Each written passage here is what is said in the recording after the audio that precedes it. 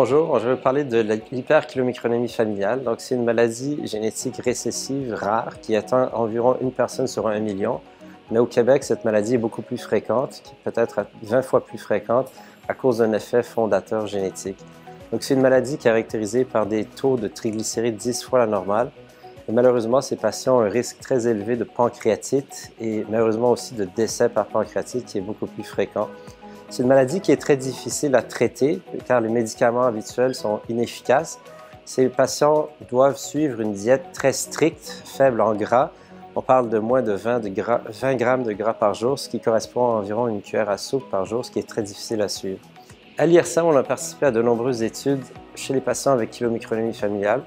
Donc, récemment, des médicaments pour inhiber l'ApoC3 ont montré des bénéfices cliniques sur une baisse des triglycérides d'environ 60% et une baisse du risque de pancréatite d'environ 80%.